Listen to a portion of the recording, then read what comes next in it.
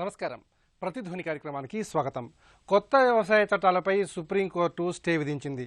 Stay విధించడంతో పాటుగా ప్రత్యేక కమిటీని కూడా ఏర్పాటు చేసింది. అయితే ఈ ప్రత్యేక కమిటీని రైతు సంఘాలు తీవ్రంగా వ్యతిరేకిస్తున్నాయి. మరి రైతులు డిమాండ్ చేస్తున్న సమస్యల పరిష్కారానికి ఏ విధంగా వేగంగా అడుగులు పడాలి అనే అంశానికి సంబంధించి ప్రతిధ్వని చర్చను చేపట్టింది. ఈ చర్చలో పలువురు ప్రముఖులు పాల్గొంటున్నారు. ప్రముఖ ఆర్థికవేత్త అనంత్ గారితో ఈ చర్చను ప్రారంభించినట్లయితే, అనంత్ గారు నమస్కారం అండి. నమస్తే. సుప్రీంకోర్టు కొత్త వ్యవసాయ చట్టాలపై స్టే విధించింది. ప్రత్యేక కమిటీని కూడా ఏర్పాటు చేసింది. ఈ కమిటీలో వ్యవసాయ శాస్త్రవేత్తలు అలాగే ఆర్థికవేత్తలు ఉన్నారు. మరి సమస్య పరిష్కారం దిశగా ఈ కొత్త కమిటీ ఏ విధంగా దారి చూపే అవకాశం కనిపిస్తోంది? ఒకటండి, అంటే చట్టాల మీద స్టే విధించలేదండి, చట్టాలు ఇంప్లిమెంట్ చేయటం మీద స్టే విధించింది. సో దాంట్లో కొంచెం తేడా ఉంటుంది. అంటే ఏంటంటే ఇప్పుడు హియరింగ్ ఈ కమిటీ రిపోర్ట్ ఇచ్చి కమిటీ కూడా రిపోర్ట్ ఎంతవరకు ఇస్తుందంటే చట్టాల వ్యాలిడిటీ మీద అయితే కాదు. అంటే ఎంఎస్పి ఇటువంటి అన్ని ఏంటంటే ఈ కోర్టు ఈ కమిటీ డిస్కస్ చేసి రైతులతో డిస్కస్ చేసి మళ్ళీ రిపోర్ట్ ఇచ్చేదాకా ఎంఎస్పి లాంటి కంటిన్యూ చేయమని ఇచ్చింది. సో నా వ్యక్తిగత అభిప్రాయం ఏంటంటే చట్టాలు ఇంప్లిమెంటేషన్ మీద కాకుండా చట్టాల మీద స్టే ఇచ్చి చట్టాలని కాన్స్టిట్యూషన్ బెంచ్ కి అంటే 5 hours ప్రిఫరబుల్లీ 7 బెంచ్ ధర్మాసనం కనుక పంపించినట్టయితే బాగుంటుందని నేను అనుకుంటున్నాను. ఎందుకనంటే ఈ ఫస్ట్ అసలు అంటే సుప్రీంకోర్టు చెప్పింది కాబట్టి లీగల్ ఇష్యూస్ గురించి మాట్లాడితే దీంట్లో చాలా అంశాలు కొంచెం కాంట్రవర్షియల్ అంశాలు ఉన్నాయండి. ఇది సెపరేషన్ ఆఫ్ పవర్స్ దగ్గర నుంచి ఇప్పుడు ఆర్డిఓకి డిస్ప్యూట్ రెజల్యూషన్ మెకానిజం ఇవ్వటం అనేది చాలా రాంగ్. మనకు సెపరేషన్ ఆఫ్ పవర్స్ అనే సిస్టమ్ కి విరుద్ధము. ప్లస్ కాంట్రాక్ట్ అనేది సైన్ చేయాలని అంటున్నారు కాబట్టి కాంట్రాక్ట్ ఇంటర్ప్రిటేషన్ అనేది question of fact, question of law. Question of law అనే దాన్ని ఒక నాన్ జ్యుడిషియల్ బాడీ ఇంటర్ప్రిట్ చేయటం అనేది ఎగ్జిక్యూటివ్ మెజిస్ట్రేట్ అవ్వచ్చు, కానీ అది రాంగ్. సరే, ఎగ్జిక్యూటివ్ మెజిస్ట్రేట్ వరకు ఇచ్చారు పవర్, ఆర్డీఓ వరకు ఇచ్చారు. అఫిలియేట్ అథారిటీ వచ్చి కలెక్టర్ అన్నారు. కలెక్టర్ పైనేమో జాయింట్ సెక్రటరీ ర్యాంక్ అంటే జనరల్ గా ప్రిన్సిపల్ సెక్రటరీ హోదా ఉన్న వాళ్ళే స్టేట్ లో అంటున్నారు. వీళ్ళు అంటే కోర్టులు అనేది ఎక్కడ లేదు అసలు. అంటే ఇప్పుడు లా తయారు చేసింది ఎగ్జిక్యూటివ్, అది ఇంటర్ప్రిట్ చేయడం కూడా ఎగ్జిక్యూటివ్ అనేది ఎక్కడ ఉండదండి, డెమోక్రసీలో అయితే ఉండదు. అదొక సమస్య. సెకండ్ ఏంటంటే చాలా అంశాలు స్టేట్స్ పరిగణనలోకి ఉన్న అంశాలను తీసుకెళ్లి పెట్టారు. గవర్నమెంట్ అఫిడవిట్ లో ఏముందంటే సెంట్రల్ గవర్నమెంట్ 20 ఏళ్ల నుంచి మేము ఇవన్నీ డిస్కస్ చేస్తున్నాం అన్నారు. కరెక్టే, పోనీ 20 ఏళ్ల నుంచి డిస్కస్ చేస్తున్నారు, మరి పబ్లిక్ కమెంట్స్ కాల్ఫర్ చేస్తే బాగుండేది కదా. అటువంటి పబ్లిక్ కమెంట్స్ అయితే కాల్ఫర్ చేయకుండా ఆర్డినెన్స్ వచ్చింది. ప్లస్ ఇప్పుడు సెంట్రల్ గవర్నమెంట్ ఇంప్లిమెంట్ చేయాలన్నా అది ఫైనల్ గా సెంట్రల్ గవర్నమెంట్ కి అయితే మెకానిజం లేదు, స్టేట్స్ ద్వారా రావాలి. సో జిఎస్టీని ఎట్టాగైతే ఇంట్రడ్యూస్ చేశారు అంటే స్టేట్స్ అందరూ కూడా కలిపి తీసుకొచ్చి అందరూ డిస్కస్ చేసుకుని ఒక యూనిఫామ్ గా ఒక ఒపీనియన్ అనేది తీసుకొచ్చి చేసినట్టు బాగుండేది. ఎందుకంటే ఇక్కడ అతి ముఖ్యంగా ఏంటంటే 7th షెడ్యూల్ ని అమెండ్ చేసినట్టు చేశారండి గవర్నమెంట్, అంటే అనఫీషియల్ చట్టపరంగా. ఏంటంటే 7th షెడ్యూల్ అమెండ్ చేసినప్పుడు మనకు అది కాన్స్టిట్యూషన్ లో పార్లమెంట్ ఎట్టా అమెండ్ చేయాలనేది వెరీ వెరీ క్లియర్ గా మనకి చెప్పారు. ఈ చెప్పిన దాని ప్రకారం ఏంటంటే అసలు ఎట్టి పరిస్థితిలో కూడా ఆర్టికల్ 368(2)C ప్రకారం 7th షెడ్యూల్ లిస్ట్ లో మీరేమైనా అమెండ్ చేసినట్టయితే స్టేట్స్ 50% ఆఫ్ అసెంబ్లీస్ అప్రూవ్ చేయాలి. అది జరగలేదు. సో ప్రొసీజరల్ గా ఇష్యూస్ ఉన్నాయి కాబట్టి ఇది నా వ్యక్తిగత అభిప్రాయం మాత్రం కోర్టు కూడా కాన్స్టిట్యూషన్ బెంచ్ కి రెఫర్ చేసి అప్పుడు దాకా చట్టాల మీద స్టే ఇచ్చినట్టయితే బాగుండేది. ఫస్ట్ సరే, అది లీగల్ అంశాలు అనుకోండి. సెకండ్ పార్ట్ వచ్చేటప్పుడు కల్లా ఎకనామిక్ చట్టాలు ఇప్పుడున్న సమస్యని స్పెషల్లీ మనకున్న అగ్రికల్చర్ లో ఉన్న వ్యవస్థలో ఏంటంటే 86% మంది చిన్న సన్నకారు లేదని అంటే కౌలు రైతులు వాళ్ళకున్న సమస్యను సాల్వ్ చేయట్లేదు. ఎందుకనంటే వేరే రాష్ట్రాల్లో అమ్ముకోవచ్చు, మీరు ఎవరికన్నా అమ్ముకోవచ్చు అని అంటే ఇప్పుడు మనకున్న ప్రాక్టికల్ సిస్టమ్ ఏంటంటే దళారీలు లేకపోతే బ్రోకర్ అనేది ఏదన్నా అంటే వాళ్ళకి అమ్ముతా ఉంటారు. ఎందుకంటే వాళ్ళు వచ్చి ఊళ్ళోకి వచ్చి కొనుక్కెళ్తారు. ప్రైవేట్ కంపెనీలకు అమ్మచ్చు, వేరే వాళ్ళకి అమ్మచ్చు అంటే వాళ్ళు వచ్చి డైరెక్ట్ గా కొనటం అనేది అతి తక్కువ చోట్ల జరుగుతుంది. అది జరుగుతుందని కూడా అనుకోవద్దు. ప్రైవేట్ కంపెనీకి బ్రోకర్లు ఉండరు, లేకపోతే ఇంటర్మీడియట్ దళారులు ఉండరు అనుకోవటం మాత్రం అది మనం థియరిటికల్ గా యూటోపియన్ సొసైటీ, పర్ఫెక్ట్ సొసైటీ గురించి ఆలోచిస్తున్నాం. అది సో ఇటువంటి అంశాలు పెట్టుకుని ప్రాక్టికల్ రియాలిటీలోకి 2019లో ఆర్బీఐ ఇంటర్నల్ స్టడీ గ్రూప్ ఏముంది ఇవాళ కూడా అంటే 2019లో కూడా కేవలం 10.6% అగ్రికల్చరల్ కుటుంబాలకు మాత్రమే ఫార్మల్ సెక్టర్ క్రెడిట్ దొరుకుతుంది. ఓకే. ఇది 2019లో రిజర్వ్ బ్యాంక్ ఆఫ్ ఇండియా వాళ్ళ సంస్థ వాళ్ళ ఇంటర్నల్ కమిటీ చెప్పింది. అటువంటిప్పుడు ఈ చట్టం ఆ సమస్యను సాల్వ్ చేస్తుందా? నా అభిప్రాయం అయితే చేయట్లేదు. వీటికి ఇంకా కొంచెం ఆలోచించి తీసుకొచ్చినట్టయితే బాగుండేదని నేను అనుకుంటున్నాను. రైట్. రవి గారు, కొత్త వ్యవసాయ చట్టాల అమలుపై సుప్రీంకోర్టు స్టే విధించింది. ప్రత్యేకంగా కమిటీని కూడా ఏర్పాటు చేయాలని సూచించింది. అయితే ఈ స్టేని రైతు సంఘాలు స్వాగతిస్తున్నాయి, మరోపక్క కమిటీ ఏర్పాటును తీవ్రంగా వ్యతిరేకిస్తున్నాయి. మరి ప్రధానంగా రైతు సంఘాలు కమిటీ ఏర్పాటును ఎందుకు ఇంత తీవ్ర స్థాయిలో వ్యతిరేకిస్తున్నాయి? 2 కారణాలు ఉన్నాయండి. ఒకటి, కేంద్ర ప్రభుత్వం రైతులతో చర్చించే విషయంలో, సమస్యను పరిష్కరించే విషయంలో సరిగ్గా వ్యవహరించలేదు అని చెప్పి నిన్న సీరియస్ కామెంట్స్ చేసింది సుప్రీంకోర్టు. అందుకని మీరు వీటిని అబియన్స్లో పెట్టండి లేదా మేము స్టే ఇస్తామనేటువంటిది చెప్పింది. రైతు సంఘాల అభిప్రాయం ఏంటంటే కేంద్ర ప్రభుత్వం ఒకటే కాదు, సుప్రీంకోర్టు కూడా తన బాధ్యతను సరిగ్గా నిర్వర్తించలేదు అని మేము అభిప్రాయపడుతున్నాం. కారణం ఏంటంటే రాజ్యాంగబద్ధంగా ఇందాక అనంత్ గారు అన్నట్టు 7th షెడ్యూల్లో 3 రకాల విభజనలు జరిగి ఉన్నాయి. కేంద్ర ప్రభుత్వానికి ఏం అధికారాలు ఉన్నాయి, రాష్ట్ర ప్రభుత్వానికి ఏం అధికారాలు ఉన్నాయి, ఉమ్మడి జాబితాలో ఏమున్నాయి అనేటువంటిది స్పష్టంగా గీత ఉంది. 2వ లిస్టులో ఉన్నటువంటి రాష్ట్ర ప్రభుత్వ అధికారాల్లోకి చాలా అడ్డగోలుగా కేంద్ర ప్రభుత్వం జోక్యం చేసుకొని దాని మీద చట్టాలు చేసింది. ఇమీడియట్గా సుప్రీంకోర్టు చేయాల్సిన పని ఏంటంటే, అసలు ఇది రాజ్యాంగ వ్యతిరేకమైనది, నువ్వెట్లా ఈ చట్టాలు చేస్తావు, రాష్ట్ర ప్రభుత్వానికి ఉన్న అధికారాలని నువ్వెట్లా చేతుల్లోకి తీసుకుంటావు, అందుకని బేసిక్గా ఈ చట్టాలను రాజ్యాంగ వ్యతిరేకమైనవి కనుక నువ్వు రద్దు చేయమని చెప్పాలి, లేదా కేంద్ర ప్రభుత్వం దానికి సిద్ధపడకపోతే తను రద్దు చేయాలి. ఈ పని తాను కూడా చేయకుండా ఊరికే స్టే ఇచ్చింది. అందుకని స్టే అనేటువంటిది సమస్యను పరిష్కారం కాదు. తప్పు జరిగింది అని అసలు గుర్తించట్లేదు సుప్రీంకోర్టు. రాజ్యాంగపరమైనటువంటి తప్పు జరిగిందనే విషయాన్ని సుప్రీంకోర్టు గుర్తించకుండా ఏదో ఇద్దరు కొట్టుకుంటున్నారు, మేము మధ్యవర్తులంగా. సుప్రీంకోర్టు ప్రత్యేకంగా ఆర్థికవేత్తలతో అలాగే వ్యవసాయ శాస్త్రవేత్తలతో ఓ ప్రత్యేక కమిటీని ఏర్పాటు చేసింది. సమస్యల పరిష్కారానికి ఆ కమిటీని సంప్రదించాలని కూడా రైతు సంఘాలకు సూచించింది. మరి దీని ద్వారా సమస్య ముందడుగు పడే అవకాశం కనిపిస్తోంది కదా? స్పష్టంగా లేదండి. ఎందుకంటే సుప్రీంకోర్టు తన బాధ్యతను తను మర్చిపోయింది. వాళ్ళ రాజ్యాంగపరమైనటువంటి బాధ్యత ఏదైతే సుప్రీంకోర్టుకు ఉందో, రాజ్యాంగాన్ని వ్యాఖ్యానించేటప్పుడు రాజ్యాంగ 7th షెడ్యూల్ని కాపాడాల్సిన బాధ్యత తనకేదైతే ఉందో ఆ బాధ్యతను పూర్తిగా నిర్వర్తించకుండా కేవలం స్టే ఇచ్చింది. అందుకని రైతు సంఘాలు దీన్ని కూడా అభ్యంతర పెడుతున్నాయి. రెండవది, ఒకవేళ కేంద్రం అబియన్స్లో పెట్టండి అని చెప్పడం అనేటువంటిది ఇవాళ క్షేత్రస్థాయిలో ఎట్లా అమలవుతుంది? ఈ సీజన్లో కనుక చూస్తే ఇప్పటికే ఈ చట్టాలు తేవడం వల్ల మార్కెట్ యార్డుల మీద తీవ్రమైనటువంటి ప్రభావం పడిగింది. అన్ని మార్కెట్ యార్డులకు కూడా వ్యాపారులు రావడము, అక్కడ సెస్ కట్టించి కొనడము అనేటువంటిది తగ్గిపోయింది.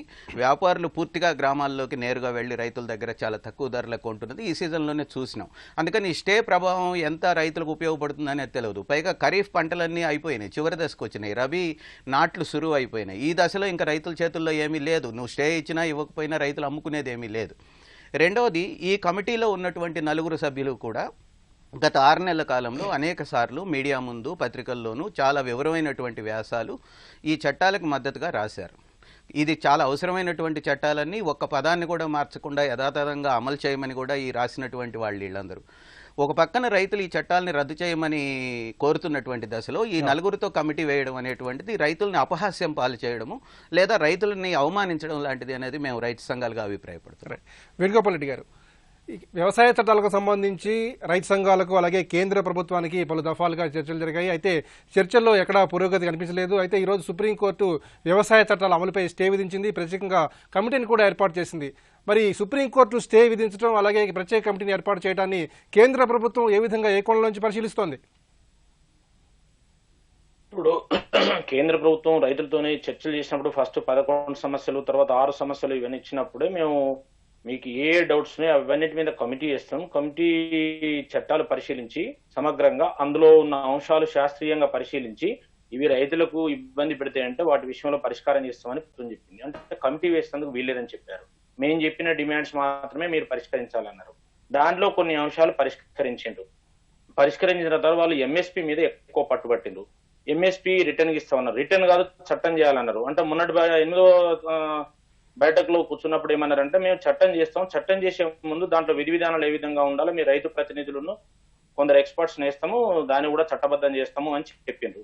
అది అయిపోయిన తర్వాత ఇప్పుడు చట్టాలు రద్దు చేయాలని అంటుంది. చట్టం రద్దు చేయడం అనేది పార్లమెంటరీ ప్రజాస్వామ్య వ్యవస్థను వ్యతిరేకించే వాళ్ళే మాట్లాడతారు. నీకు రైతుకు సమస్య ఉంటే చట్టంలో లొసుగులు ఉంటే చేయమని చెప్పండి, చేస్తామని ప్రభుత్వం సిద్ధంగా ఉన్నది. ఇలా సుప్రీంకోర్టు చెప్పిన దాంట్లో పెద్దలు అడ్వకేట్ గారు చెప్పినట్టు అక్కడ ఏం కామెంట్ చేసిందంటే, మేము చట్టాలను రద్దు చేసే అధికారం మాకు లేదు, ఎందుకంటే పార్లమెంట్ లో చట్టమైంది, ప్రజల నుంచి ఎన్నుకున్న ప్రభుత్వమే చట్టం చేస్తుంది కాబట్టి చట్టమైంది, ఆ చట్టాలను మేము రద్దు చేయం. అదే విధంగా ఇవాళ ఎక్స్పర్ట్ కమిటీ ఏదైతే మేము వేసామో వాళ్ళు ఇచ్చే రిపోర్ట్ కూడా మాకే ఇస్తారు, ప్రభుత్వానికి ఇవ్వరు అని కూడా చెప్పింది. కాబట్టి ఇవాళ రైతులు ఆలోచించుకోవాలని చెప్పింది. ఇవాళ మనం ఏమంటున్నామంటే, ఇక్కడ ప్రెస్టేజెస్ కాకుండా రైతులకు ఇవాళ ఎంఎస్పి ఖచ్చితంగా చట్టబద్ధం చేస్తాం, అవసరమైతే ఉంచుతాము, మేము కొనుగోలు చేస్తున్నామని చెప్పినాక కూడా ఎంఎస్పిని ఇప్పుడు వాళ్ళు మాట్లాడతలేరు. రైతు సంఘాలు మాట్లాడకుండా మేము కమిటీ ముందు కూడా రామని చెప్పారు. అంటే సుప్రీంకోర్టును కూడా వాళ్ళు వే చేస్తున్నారు. అంటే మీకు ఇప్పుడు ఇంతకుముందు 7th షెడ్యూల్ చెప్పారు. ఇప్పుడు రైతు సంఘాలు 7th షెడ్యూల్ ఉల్లంఘిస్తే పోవచ్చు కదా కోర్టుకు, సుప్రీంకోర్టు పోవచ్చు, హైకోర్టుకు పోవచ్చు కదా, ఎందుకు పోలేదు? వాళ్ళు కోర్టుకు పోమంటున్నారు. వాళ్ళు మీరు కోర్టుకు పోయి ఒకవేళ రాష్ట్రాల యొక్క బాధ్యతలలో కనుక కేంద్ర ప్రభుత్వం చేసిన చట్టం ఇన్వాల్వ్ అయ్యేది ఉంటే మీరు పోయి కోర్టులో ఫైట్ చేసి రద్దు చేయించండి.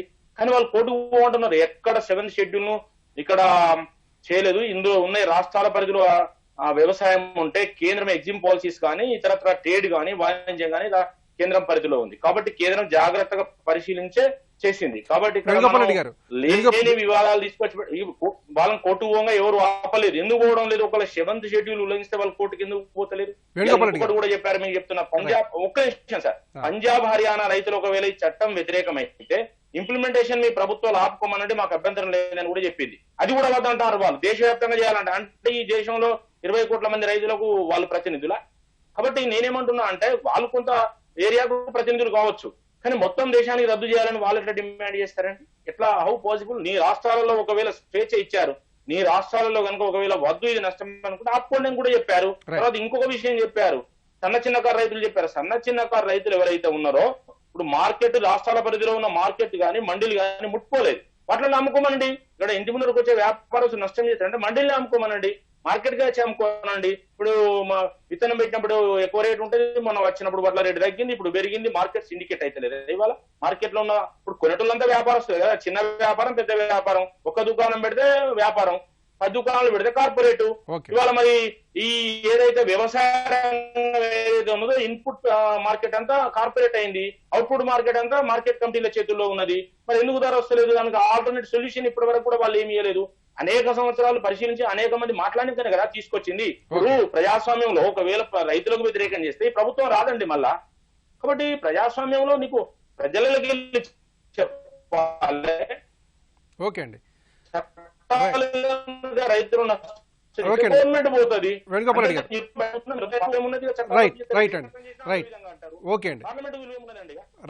ప్రజల నుంచి వచ్చిన ప్రభుత్వం కదా. రైట్. రైతుల డిమాండ్లను పరిగణలోకి తీసుకుని సుప్రీంకోర్టు స్టే విధించింది. అయితే దీనికి సంబంధించి ప్రత్యేక కమిటీని కూడా ఏర్పాటు చేసింది. అయితే ఈ కమిటీ ఎంతవరకు రైతాంగ సమస్యలకు దారి చూపుతుందనే అంశాన్ని ఒక స్వల్ప విరామం తర్వాత పరిశీలిద్దాం. ఇప్పుడు చర్చకు తిరిగి స్వాగతం. రవి గారు, సమస్యలకు పరిష్కారాన్ని కోరుకునే వారంతా తాము ఏర్పాటు చేసిన ప్రత్యేక కమిటీని సంప్రదించాలని సుప్రీంకోర్టు స్పష్టంగా చెప్పింది. మరి ఈ అవకాశాన్ని రైతు సంఘాలు ఏ విధంగా వినియోగించుకోవాలి? సుప్రీంకోర్టు ముందుకి రైతు సంఘాలు ప్రత్యేకంగా ఈ చట్టాల మీద వెళ్ళలేదు. కేంద్ర ప్రభుత్వం పార్లమెంట్లో ఆమోదించి చట్టాలను చేసింది కనుక రద్దు చేయాల్సినటువంటి బాధ్యత కేంద్ర ప్రభుత్వం ముందు ఉందనేటువంటిది స్పష్టమైనటువంటి అభిప్రాయం రైతు సంఘాలకి ఉంది. అందుకని ఇది కోర్టులో పరిష్కారం అయ్యే విషయం కాదు. కేంద్ర ప్రభుత్వం తానుగా ఈ చట్టాలని రద్దు చేయడం ద్వారా ఒకటి, రెండవది మద్దతు ధరలకు చట్టబద్ధత కల్పించడం ద్వారా ఈ రెండు స్టెప్స్ ఖచ్చితంగా వేయగలిగితే మిగతా రెండు విషయాలు, విద్యుత్ బిల్లు ఉపసంహరణ కావచ్చు, లేదా పంజాబ్ రైతుల మీద ఏదైతే ఆర్డినెన్స్ తెచ్చి పంట దహనం చేస్తే వ్యర్థాల దహనం మీద జుర్మానాలు కావచ్చు, ఇట్లాంటి అన్నిటినీ ఎట్లాగూ చర్చల్లో ఉన్నాయి. కానీ ఈ రెండు ముఖ్యమైనటువంటి విషయాల మీద కేంద్ర ప్రభుత్వమే తానుగా చేసిన చట్టాలు కనుక రద్దు చేయాలి. రైతులకు మద్దతు ధరలు ఇచ్చేటువంటి బాధ్యత కేంద్రం మీద ఉంది కనుక కేంద్రం దానికి మద్దతు ధరలకు చట్టబద్ధత కల్పించాలి. ఒకవేళ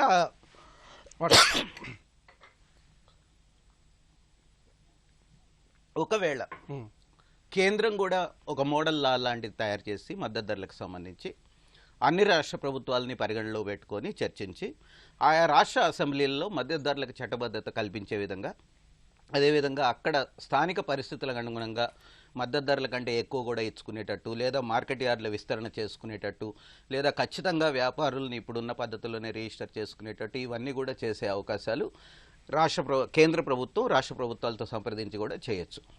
అందుకని రైతు సంఘాలు అడుగుతున్నది ఏంటంటే, సుప్రీంకోర్టు వేసినటువంటి కమిటీకి దీంట్లో ఏ సంబంధము లేదు. సుప్రీంకోర్టు గత 7 నెలలుగా మౌనంగా ఉంది. గత 7 నెలల నాడే కొంతమంది కోర్టుకు వెళ్ళినా కూడా, 1-2 రాష్ట్ర ప్రభుత్వాలు కోర్టు ముందు అప్రోచ్ అయినా కూడా రాజ్యాంగపరమైనటువంటి సమస్యలను లేవనెత్తుతూ కోర్టుకు వెళ్ళినప్పుడు దాని పట్ల మౌనంగా ఉంది. అకస్మాత్తుగా ఇవాళ కేంద్రంకి మరింత మేలు చేసే విధంగా రైతు ఉద్యమాన్ని రోడ్ల మీద నుంచి లేపేసి ఇళ్లకు పంపే విధంగా ఇవాళ ఒక కమిటీ అనేటువంటి దాన్ని ముందుకు తెచ్చింది. ఈ కమిటీలో ఉన్నటువంటి సభ్యులు కూడా న్యాయమైనటువంటి వ్యక్తులేం కాదు. కార్పొరేట్లకు అనుకూలంగా మాట్లాడుతున్న వాళ్ళు, రాస్తున్నటువంటి వాళ్ళు. నిజంగా స్వామినాథన్ గారు ఇంకా మన దేశ ప్రజలకి ఏదో ఒక రికమెండేషన్ చేసినటువంటి వ్యవసాయ రంగం మీద ఆయన ఉన్నారు, ఆరోగ్యంగా ఉన్నారు, మాట్లాడగలిగిన స్థితిలో ఉన్నారు. లేకపోతే జయతి ఘోష్ ఉన్నది, లేకపోతే సాయినాథ్ ఉన్నారు, లేకపోతే ఇంకొకళ్ళు, వీళ్ళందరూ కూడా సుదీర్ఘకాలంగా రైతాంగం మీద పనిచేస్తున్న వాళ్ళు. సుప్రీంకోర్టు కనీసం ఆ పేర్లు కూడా ప్రస్తావించలే. 4 పేర్లు ప్రస్తావించిందంతా కూడా ఈ కార్పొరేట్ అనుకూల చట్టాలని మద్దతిస్తూ రాసినటువంటి వాళ్ళనే చేసింది. కాబట్టి రైతు సంఘాలకి ఈ కమిటీ మీద నమ్మకం లేదు, ఈ కమిటీ ప్రాసెస్ మీద నమ్మకం లేదు. స్పష్టంగా కేంద్ర ప్రభుత్వం వెంటనే జోక్యం చేసుకొని రైతు సంఘాలతో చర్చించి తాను తెచ్చినటువంటి 3 చట్టాలని రద్దు చేయడంతో పాటు మద్దతు ధరలకు సంబంధించినటువంటి ఒక చట్టాన్ని డ్రాఫ్ట్ చేయాలి, చాలా వేగంగా కూడా చేయాలి. మీరు అవసరమైనప్పుడల్లా అర్ధరాత్రులు పరాత్రులు అనుకోకుండా పార్లమెంటు సమావేశాలకు పిలిచారు, సమావేశాలు జరిపి మీకు కావాల్సిన చట్టాలను ఆమోదించుకున్నటువంటి సందర్భాలు ఉన్నాయి. కాబట్టి ఈ చట్టాలను రద్దు చేయడంతో పాటు ఈ చట్టాన్ని, మద్దతు ధరల చట్టాన్ని చేయడానికి పార్లమెంటు సమావేశాలు వెంటనే జరపాలనేది రైతు సంఘాలుగా అడుగుతున్నాం. అనంత్ గారు, కొత్త వ్యవసాయ చట్టాల రద్దు చేయాలని చెప్పి గట్టిగా రైతు సంఘాలు డిమాండ్ చేస్తున్నాయి. అయితే దీనికి ఏ పరిస్థితుల్లోనూ అంగీకరించబోమని కేంద్ర ప్రభుత్వం స్పష్టంగా చెబుతోంది. మరి సమస్యను శాంతియుతంగా పరిష్కరించే దిశగా సుప్రీంకోర్టు ఏర్పాటు చేసిన కమిటీ ఏ విధంగా చొరవను చూపించాల్సిన అవసరం ఉంది? అంటే ఒకటండి, అది సుప్రీంకోర్టు కమిటీ అనేది నన్ను అడిగితే దాంట్లో నలుగురులో కొంతమంది, అంటే నలుగురు పాజిటివ్ గా మాట్లాడారు మీద పక్కన పెడితే, ఒక ఆయన అయితే అసలు యూపీఎస్సీ చైర్మన్ గా ఉన్నట్టు ఉన్నారు. గవర్నమెంట్ లో వాళ్ళని పెట్టడం కన్నా నా ఉద్దేశం అయితే అది కోర్టు కాన్స్టిట్యూషన్ బెంచ్ లాగా డీల్ చేయడమే బెస్ట్ అనుకుంటున్నాను. ఎందుకంటే పర్టికులర్ రెఫరెన్స్ లో ఇప్పుడు ఏంటంటే 2018లో నారిమన్ గారు, నవీన్ సిన్హా గారు అనుకుంటా, ఆయన వాళ్ళిద్దరూ కలిసి Jayant Varma versus union of India అని చెప్పి ఇచ్చారు. స్టేట్ గవర్నమెంట్ కి ఇచ్చిన స్టేట్ లిస్ట్ లో ఉన్న అంశాలని సెంట్రల్ గవర్నమెంట్ ఎన్క్రోచ్ అవ్వకూడదు అనేది వాళ్ళ కర్ణాటక మనీ అగ్రికల్చర్ ఇండెటెడ్నెస్ మీద ఇచ్చారు. ఇప్పుడు సమస్య ఎక్కడ వస్తుందంటే, ఆ కమిటీల్లో ఉన్న వాళ్ళు కాంప్రమైజ్ కోసం అని చెప్పి మాత్రమే సుప్రీంకోర్టు అని ఉన్నారు. లీగాలిటీ ఇష్యూస్, చాలా కాంప్లెక్స్ లాస్ అండి. ఎందుకంటే అది స్టేట్ గవర్నమెంట్ పవర్స్ తీసుకుని ఫుడ్ స్టఫ్స్ అనే ఆర్టికల్ మీద తీసుకుంటారు. అంటే ఫుడ్ ఎక్కడి నుంచి పండితే అగ్రికల్చర్ నుంచే కదా, అట్లయితే అవన్నీ కూడా మరి స్టేట్ గవర్నమెంట్ కి సంబంధించినవే కదా. సో ఈ కాంప్లికేటెడ్ విషయాలు అనేది కనీసం కోర్టు డీల్ చేయటం బెటర్ అనేది నా అంశం.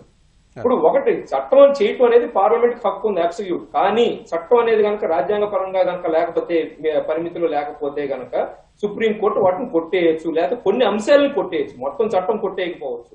సో అది మనకి వెల్ ఎస్టాబ్లిష్డ్ ఉందండి, అది మనం దాని గురించి ఇప్పుడు సెపరేట్ గా అనుకోవక్కర్లేదు.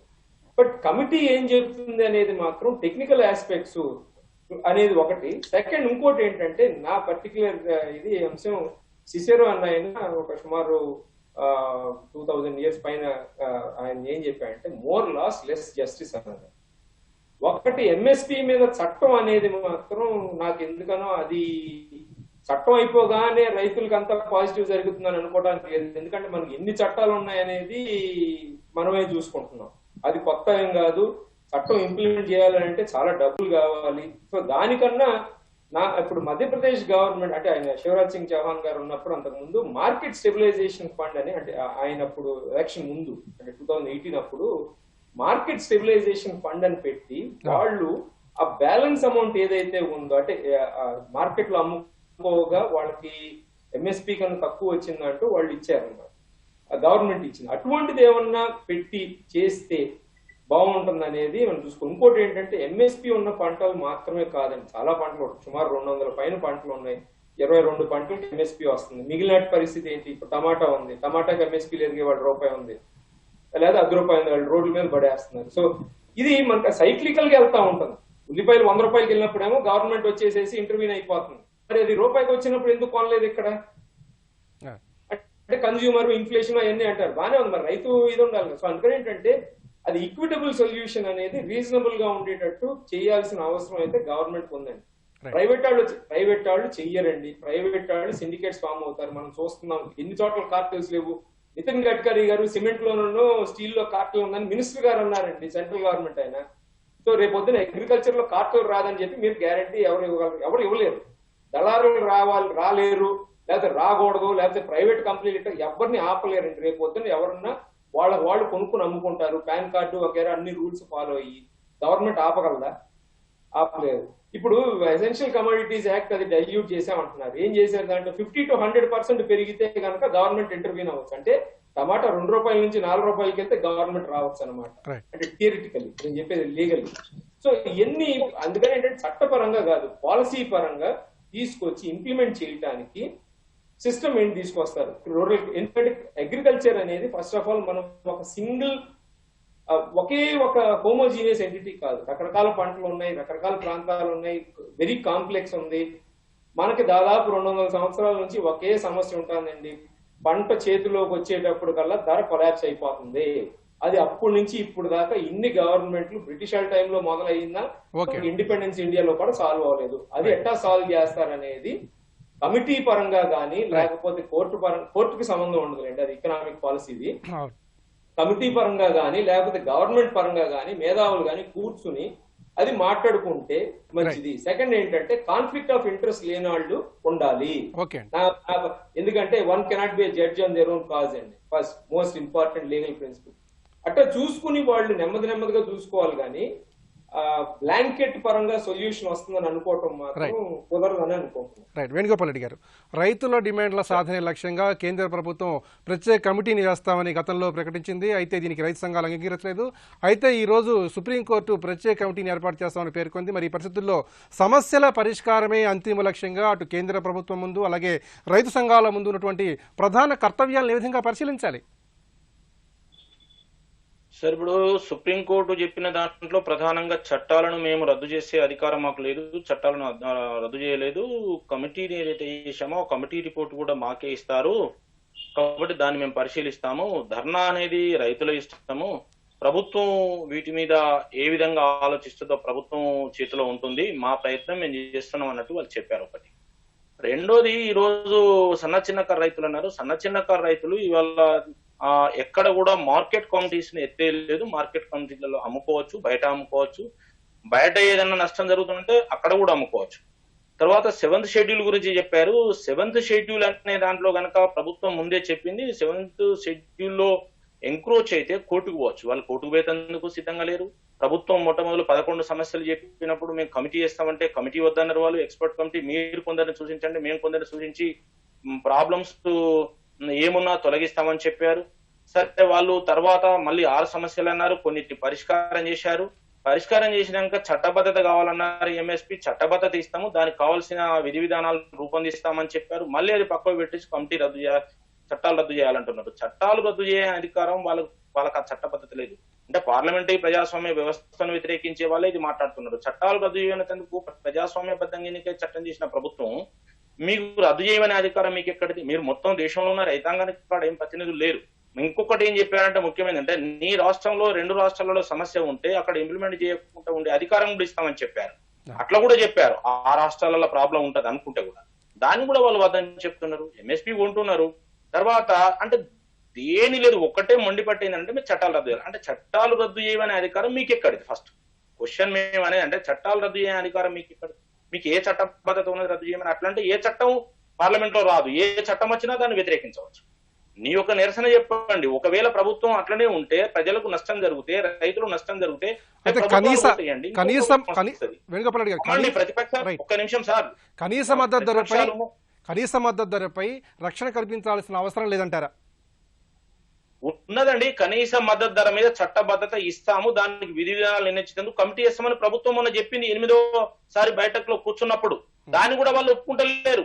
మేము చెప్పింది మీరు రాయాలంటున్నారు. అది ఎట్లా లెక్క? మేము రద్దు చేయమంటే రద్దు చేయాలి, మేము చెప్పింది రాయాలి. ఇదేం పద్ధతి? ఇది ఇది ఏ విధానం అంటారు దీన్ని? ఇదేమో చైనా ప్రభుత్వం కాదు కదా, ఇక్కడ ఉన్నది ప్రజాస్వామ్య ప్రభుత్వం. 5 ఏళ్ళకి ఒకసారి ఎన్నికలు జరుగుతాయి కదా, మరి దాన్ని ఎందుకు గౌరవించారు ప్రజాస్వామ్యాన్ని వాళ్ళు? కాబట్టి ఇవాళ ప్రజలకి ప్రతిపక్షాలు ఎందుకు మాట్లాడతలేవు? ఒకవేళ నిజంగా దేశవ్యాప్తంగా ప్రతిపక్షాలు ఉద్యమం నిర్మించి మీరు ప్రభుత్వం చేసిన తప్పని చెప్పి మీరు ఇవాళ వచ్చి రేపు మళ్ళీ గెలిచి మీరు చట్టాలు రద్దు చేయండి. ఓకే అండి, అంతేగాని మీరు డెమోక్రసీకి వ్యతిరేకంగా పోవడం ఏంది? రైట్. బయట ఉండి శాసించడం ఏంది? ముగిద్దాం. కొత్త బయట ఉండి శాసించడం ఏంది అని మేము అడుగుతున్నాం. ముగిద్దామండి. కొత్త వ్యవసాయ చట్టాల అమలుపై సుప్రీంకోర్టు స్టే విధించింది. ప్రత్యేక కమిటీని కూడా ఏర్పాటు చేసింది. మరి ఈ కమిటీ ఏర్పాటుతోనైనా రైతుల సమస్యకు పరిష్కారం లభిస్తుందని ఆకాంక్షిద్దాం. ఇది నేటి ప్రతిధ్వని. మరో అంశంతో మళ్ళీ కలుసుకుందాం. నమస్కారం. చర్చలో పాల్గొన్న అనంత్ గారికి, అలాగే వేణుగోపాల్ రెడ్డి గారికి, రవి గారికి ధన్యవాదాలు.